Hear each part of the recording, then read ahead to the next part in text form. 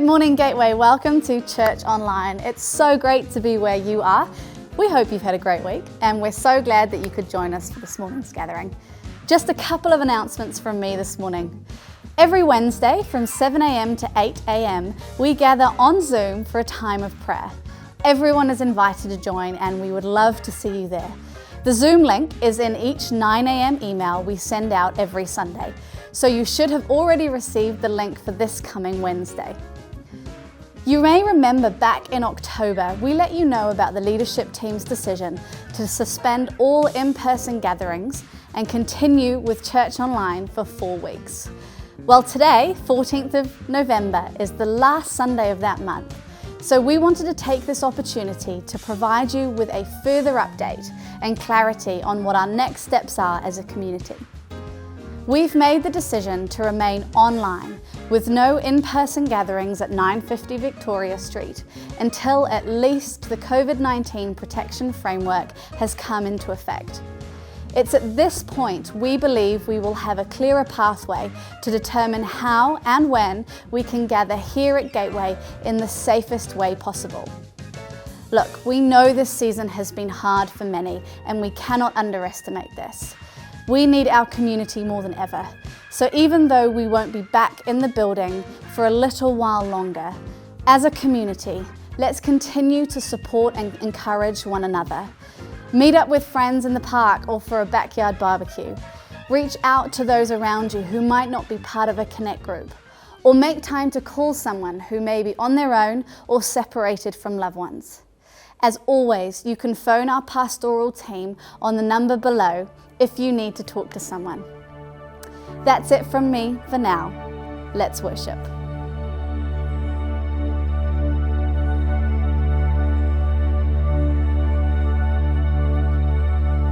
Turn your eyes upon Jesus.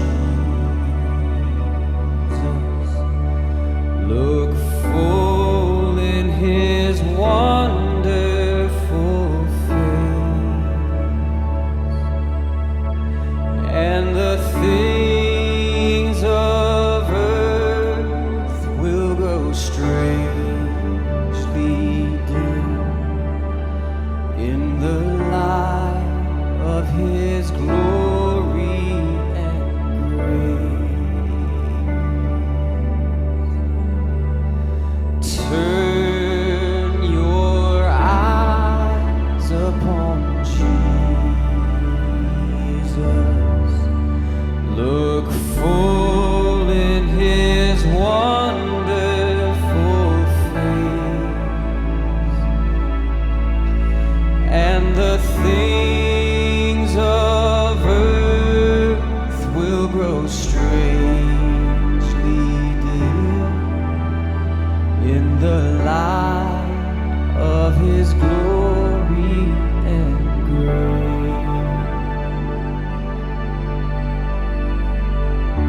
In the quiet, in the stillness, I know that You are God. In the moment, in Your presence, I know there I am restored. When You call, I won't refuse. Each new day again I'll choose.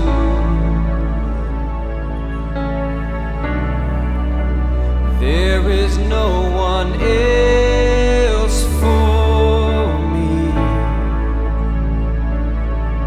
none but Jesus,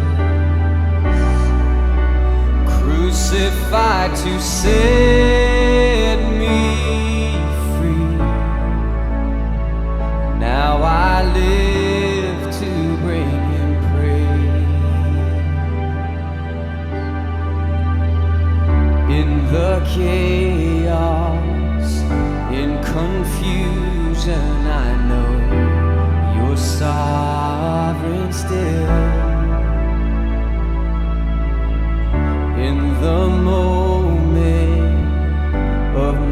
weakness you give me grace to do your will. When you call, I won't delay. This my song for all my days.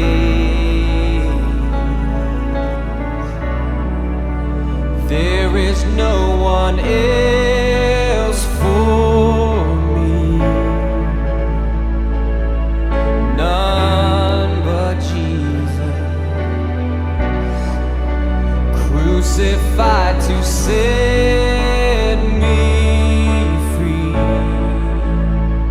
Now I live to bring him praise.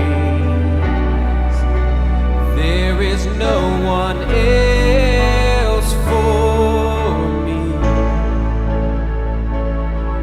none but Jesus, crucified to set me free. Now I live to bring him praise.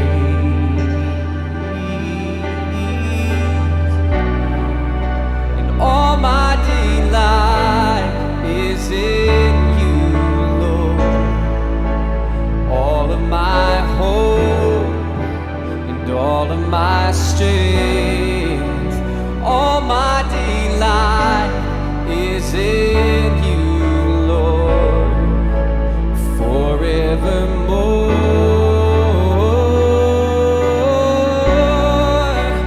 All my delight is in you, Lord. All of my hope and all of my strength and all my delight is in you, Lord, forevermore.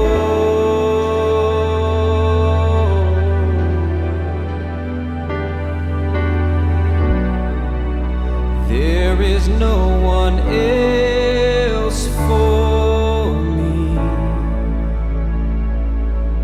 none but Jesus, crucified to set me free. Now I live to bring him praise.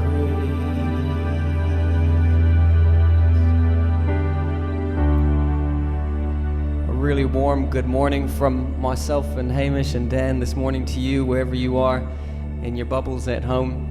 And this morning we just wanted to pick up where we left off a couple weeks ago as well, when we were joined by so many of you for some hymns in the evening on our Zoom worship session.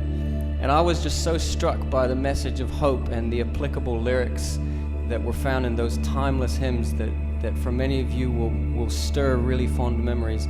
So we just wanted to pick two of those to finish our session this morning and just hope that you'll be ministered to in your homes. We know that these are incredibly unsettling times, and many of you will be agonizing over some really hard decisions and some really big thoughts and discussions, and we just want to pray the Lord's peace on you. We know that his hope will permeate your homes as we sing these songs, so would you just engage with us as we go through these two hymns now. We love you and can't wait to see you soon.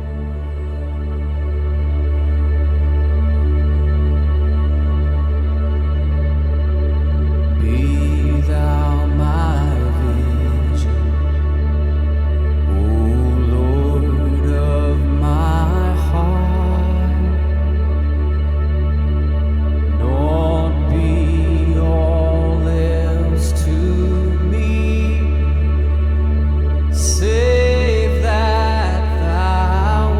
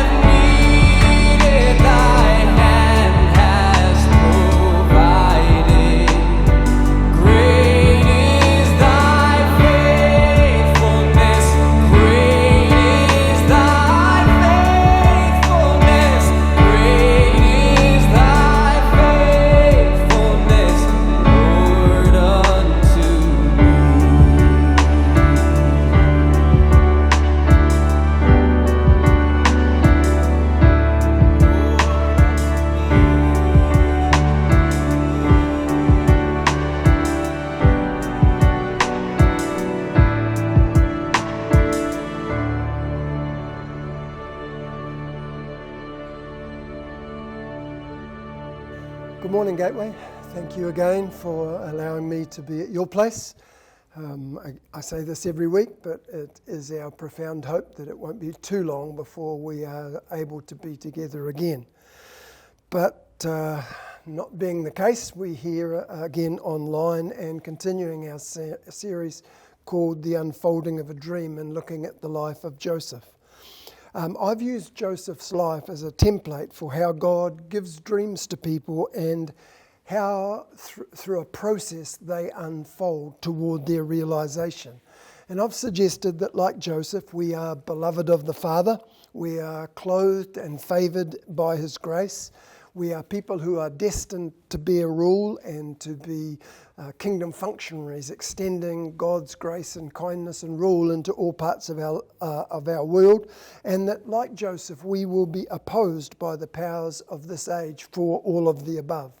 In the series, I've spoken about the source of our dreams and the course of our dreams, and over the last couple of weeks, we've looked at some of the obstacles that the adversary of our dreams will place before us in order to detour them or perhaps even destroy them altogether.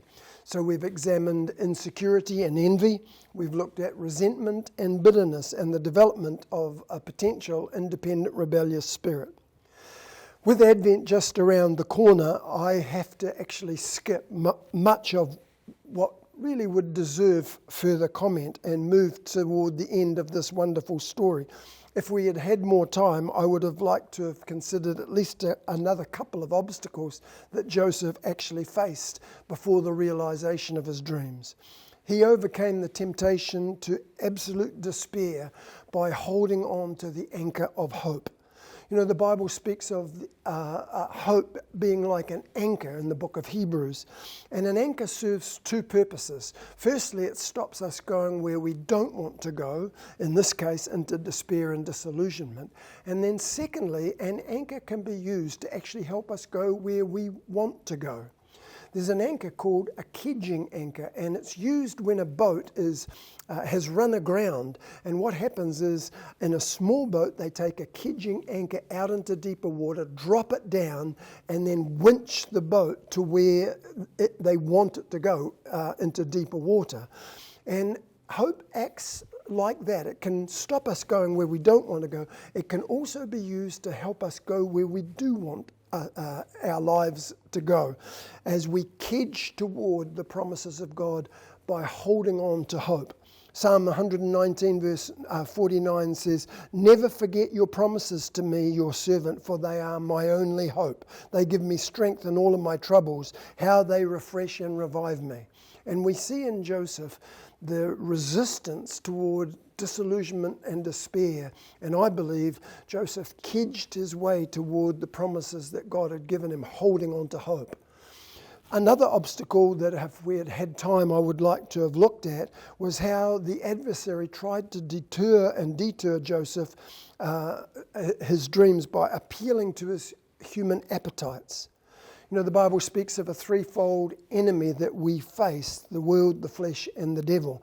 And deceptive ideas that come from the devil play to our disordered desires, which the Bible calls our flesh, that are normalized in a sinful society. The Bible calls that the world, all in order to distract us from our God-given calling. And we see that in Genesis 39, particularly where Potiphar's wife tries to seduce Joseph.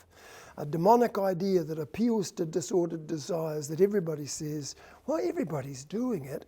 And Joseph resists that. Now, that deserves further unpacking, but because of the time constraints that we face, I'm going to have to leave that for you to potentially study. Another thing that I'd like to suggest perhaps might be an idea for your own future study is to actually compare Joseph with others who had dreams like Joseph but didn't see them realized because they fell at the obstacles that Joseph cleared. For example, we see Joseph compared with Saul in the issue of envy and insecurity. We see Joseph compared with Absalom, who fell at the hurdle of bitterness and the development of a rebellious, independent spirit. And then Joseph compared with Samson. Samson fell at the hurdle of allowing his fleshly appetites to overwhelm and crowd out the dream that God had given him, where Joseph refused the advances of Potiphar's wife. Joseph cleared each hurdle and ran on strongly to the fulfillment of his dreams. And as we consider and come to the finish of this series, I'd like for us to examine the question, what is ultimately required of us to come into the fulfillment of our dream? The things I want to comment on aren't in any particular order or sequence of importance. They're all actually needed in the process to live or come to the realization of our dreams. And the first one I want to comment on this morning is, in order to come into the fulfillment of our dreams, we need an act of God. It was God who had initiated Joseph's dreams. He was the source. And ultimately, as the story ends, we see God, we see God very much in the fulfillment of them. He's both the Alpha and the Omega, the author and the finisher. I love Romans chapter 11, verse 36 in the New English Bible, which says, He's the source, the guide, and the goal of all that is. And I think a point that we need to underscore in our thinking is that God desires the fulfillment of our dreams even more than we do.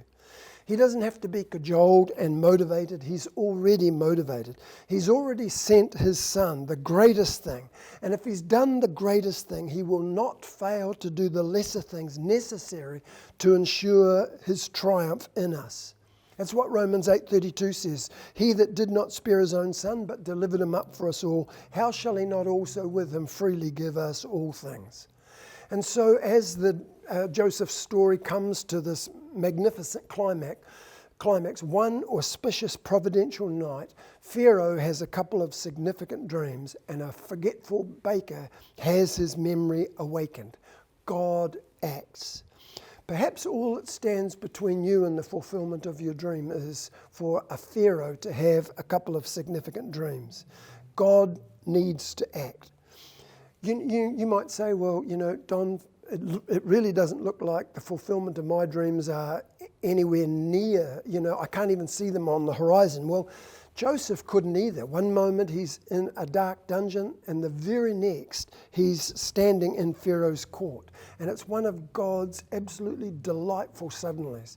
Sometimes the only thing that stands between you and the fulfillment of your dream is Pharaoh having a dream. And that's God's act. That's what he does. So firstly, we need an act of God. Secondly, we need to be persistent no matter what's happening around us.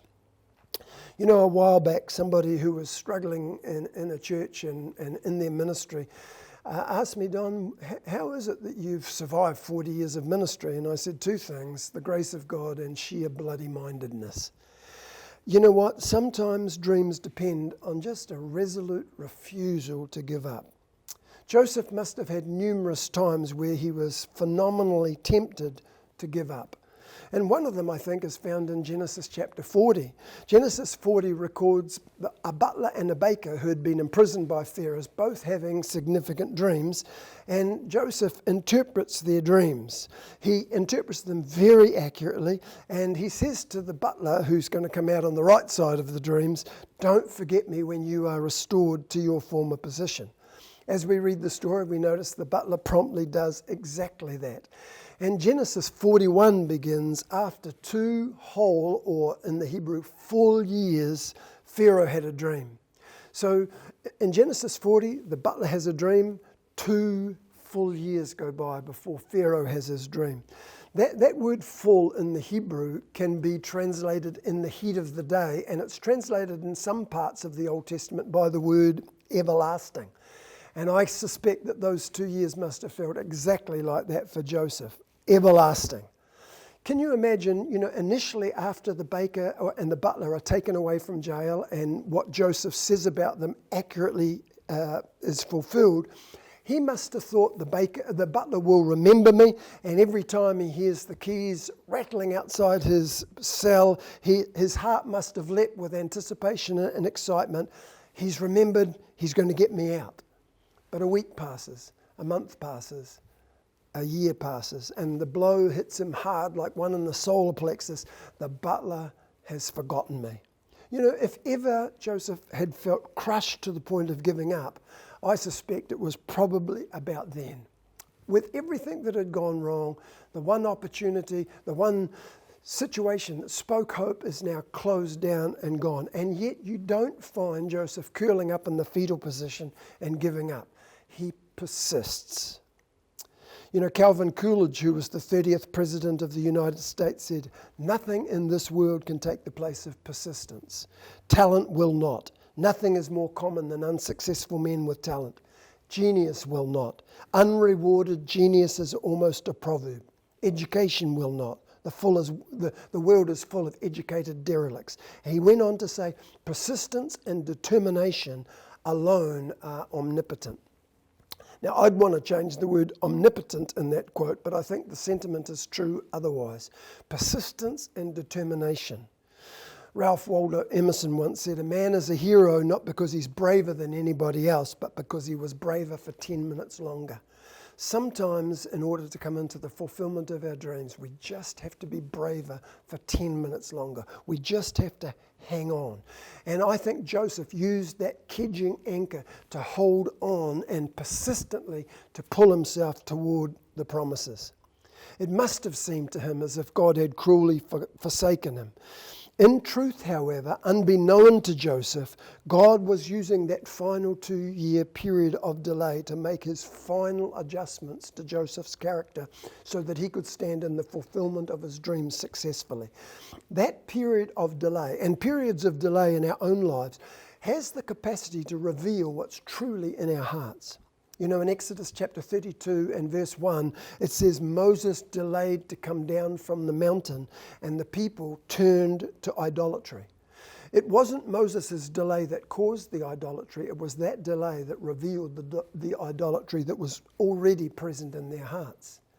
In 1 Samuel chapter 13, it says Samuel delayed to come to Saul's aid, and Saul foolishly and presumptuously decided to offer the sacrifice himself.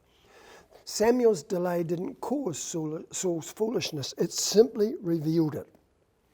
Here, Joseph is undergoing the final test before the fulfillment of his dreams.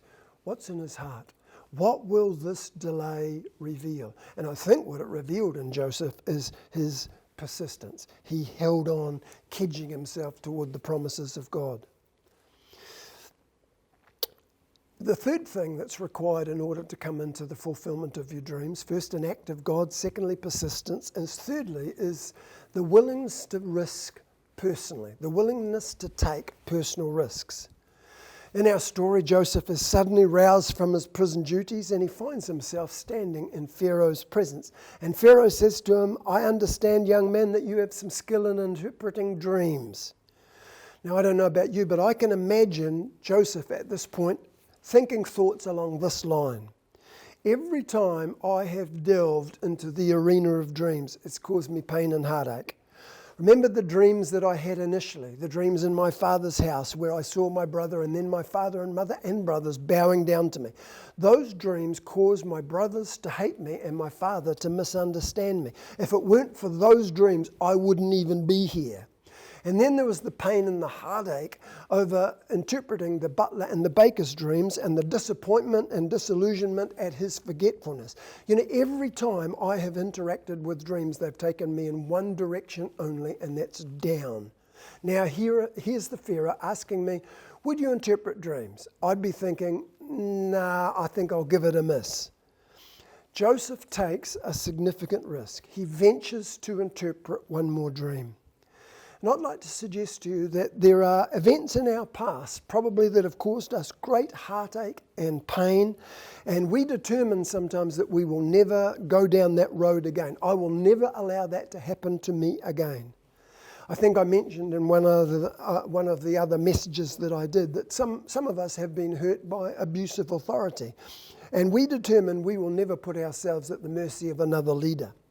But I'd want to say to you, what if your future and your dreams actually depend on a good relationship with a future leader? Will you go down that road again? Could you risk it? And sometimes God brings us full circle and says to us, "I want you to go down that road again."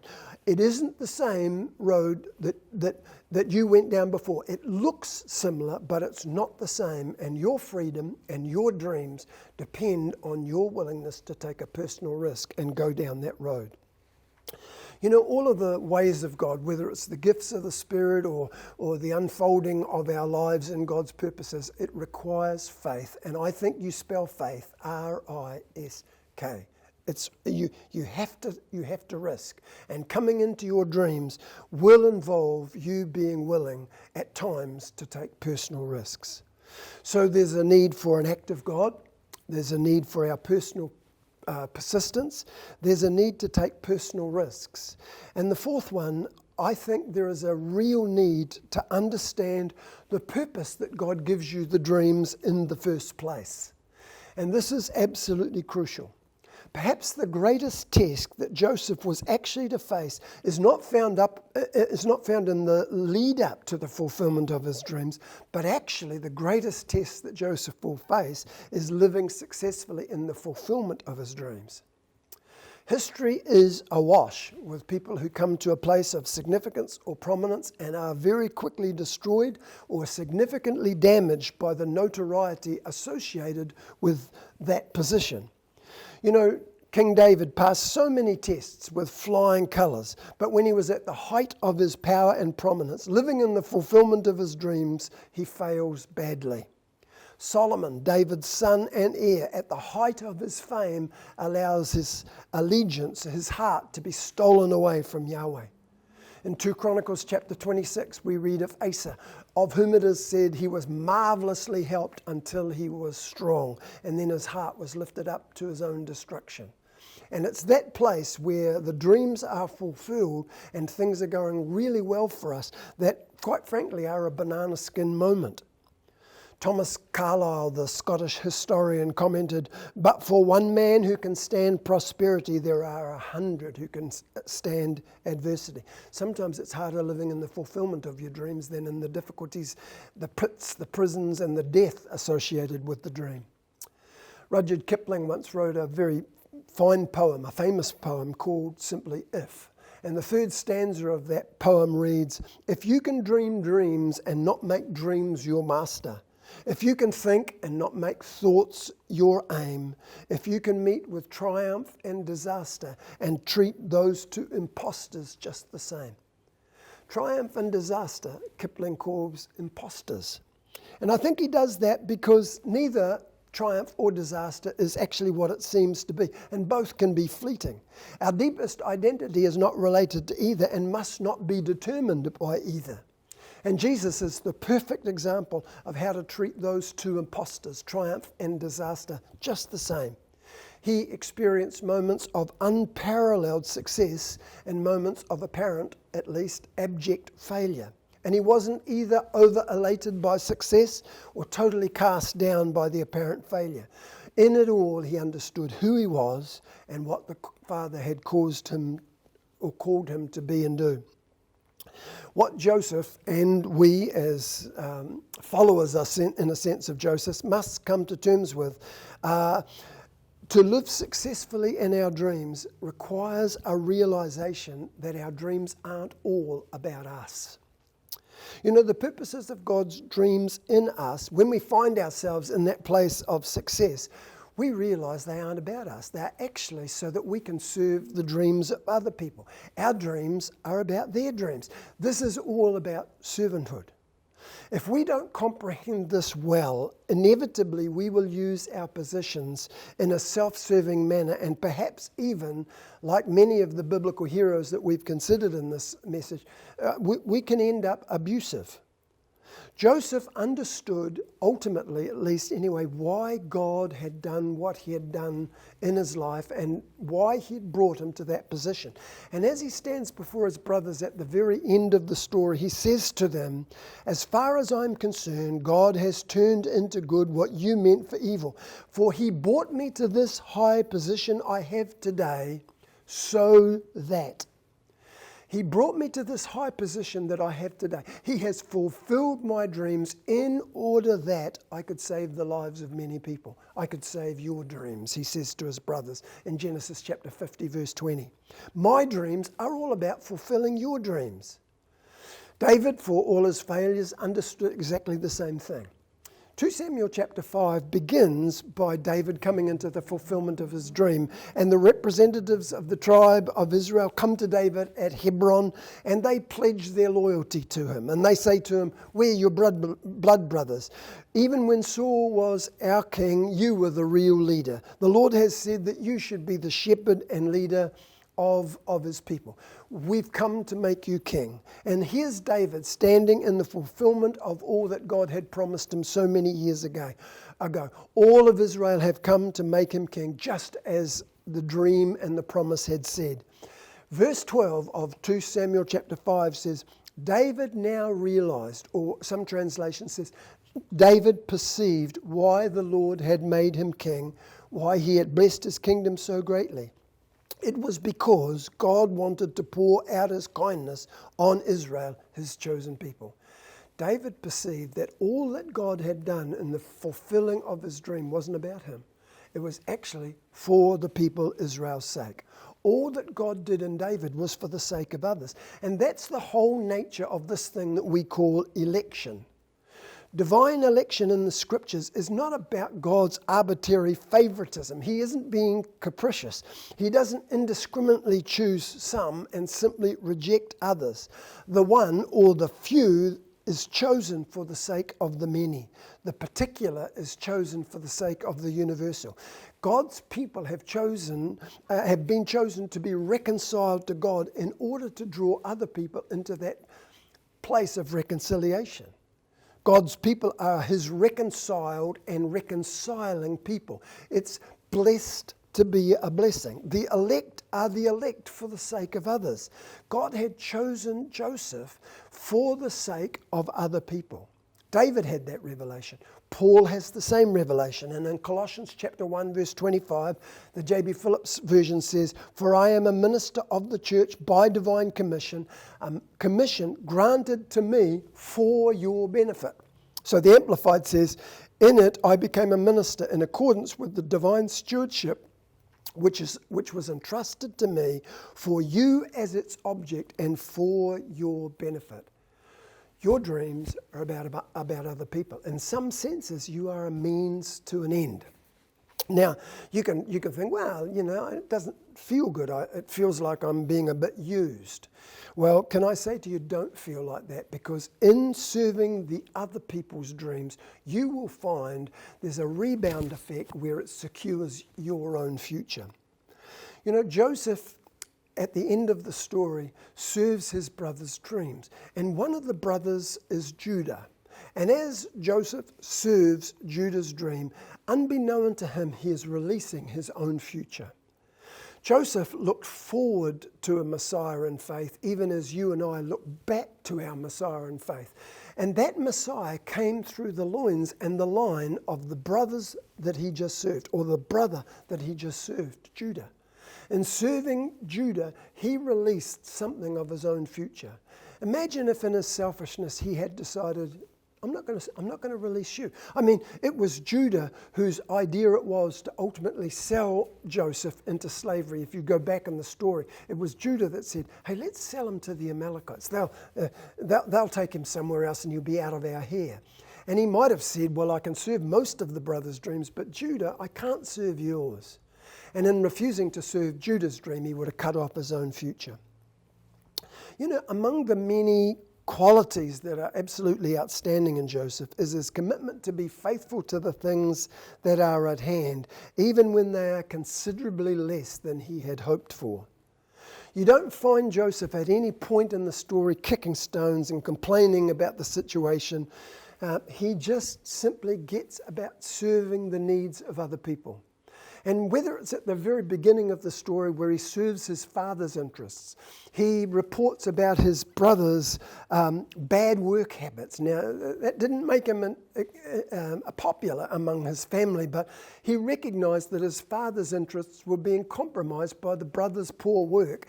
And that administrative gift that was in Joseph requires him to do something about that, even if it makes him unpopular. And then in Potiphar's household, he excels in the wise administration of that household. When he's thrown into jail, those administrative skills come to the fore again, and you find him ultimately managing the whole of the jail. He just gets about using his gift to benefit the people that are over him in the situation he finds himself, even when it's much less than he had hoped. Suddenly, Pharaoh makes him ruler over the whole of Egypt, and the wise administrative gifts and the faithfulness of Joseph with those gifts again come to the fore. That big moment doesn't make Joseph. He shows no sign that he needs that moment to be anything more than he already is. Faithful, diligent, servant-hearted. He isn't waiting for the next big move to manifest character. It's Joseph's manifest character in those quiet, hidden moments, in those moments of anonymity that actually open up the door for him. Clearly, the implications of serving Pharaoh are bigger in scale than anything he has known to this point. But the standards and quality of the servanthood that he exhibits and the ways by which he had acted are absolutely no different than other occasions. As we bring this study to a conclusion, I'd say Joseph, like Daniel, exhibit an excellence of spirit that make them people that will be safe in the fulfillment of their dreams. And the question for you and me, as we follow that template, is will we be those same kind of people? Will we be the people who in the pits and the prisons develop the character and the qualities that are required when we come into the fulfillment of our dreams? When there's an act of God, there's the persistence of our own heart, there's the understanding of what God has made us to be, there's that faithfulness that leads us on so that we can stand successfully in the fulfillment of our dreams. Some people have greatness thrust upon them. Very few people have excellence thrust upon them. They achieve it. They don't achieve it unwittingly or by what comes naturally. That you don't stumble into excellence in the course of amusing yourself. All excellence comes as a result of diligence, discipline, tenacity of purpose. I believe God wants, in the end of the age, a company, as it were, of Josephs, who, having had a dream put in their heart, wear the coat of God's favour through all of the ups and downs, serve wherever they are put with excellence, so that when they stand in that place of fulfilment of their dreams, God can trust them. The notoriety won't destroy them. The obstacles that they have come through will simply refine their character rather than detouring and destroying it. God raise up a company of Josephs, and may there be many in Gateway that are part of it. Hey, God bless you guys. So thankful again to be invited into your household. I don't take it for granted. And again, I say, I hope that we'll see you real soon.